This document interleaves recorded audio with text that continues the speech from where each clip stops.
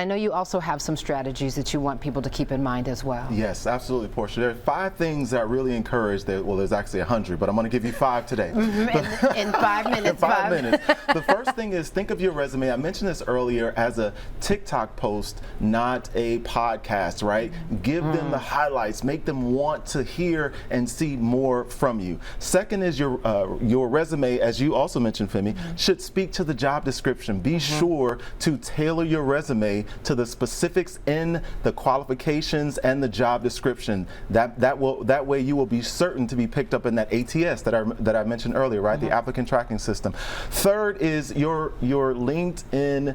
Again, is your real estate. You own that. The neighbors, which you think of it as your community, could be the very people that help you to land, not just find, but land your next role. So LinkedIn, just quickly, is a must at this point, right? LinkedIn is a must at this point for anyone across industry. No reason why you would not. No matter the industry? No matter the industry. Because I know a lot of folks are like, I got it, I don't need LinkedIn. It might be me, it might have but that is a must, right? It is a must. It is not for just corporate citizens. It's for anyone across industry. The fourth is so important. The last 2 are really critical.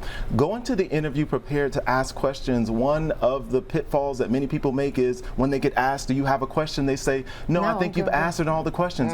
No, you want to know specific things. What did the previous incumbent in this role do well? What were some of the opportunities? What was the most recent employee survey results? What were the strengths and what were the opportunities? Oh, those are good That gives you insight into the culture that you're walking into. And last but not least, this is my favorite. This is the game changer.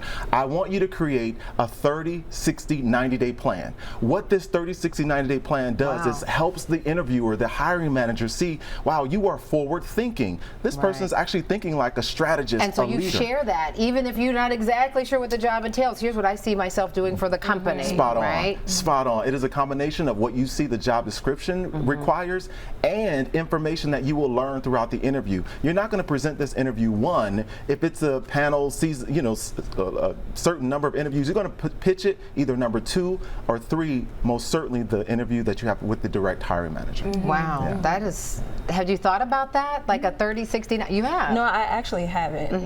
So that's very interesting to know. No, I haven't. You think about just doing research for companies and then coming in and having how do you like your job rather. But that's as far as you go with that part. I didn't think of the 30, 60, 90. Which, and when I saw that, Robert, and just in our research, preparing for this interview, that made me also think, you know what, we got to go to a year from now, 2 years from now. What's the next job? What's the next position in the job, right? Exactly. Because it's always thinking about the next position in the job or the next job. Yeah, I love that you saw that, right? Most people aren't thinking because we want the job that we applied for, right? The reality is today's organizations and leaders need forward-thinking hires, people that are going to come in and shake things up a little bit. Maybe what you present in your 30, 60, 90 is innovative. It's exciting, and again, it is the difference between you and the next person. I have a question. Does that still make sense if, like you said earlier, if we're choosing to just go to a job temporarily, does it still make sense to do the 30, 60, 90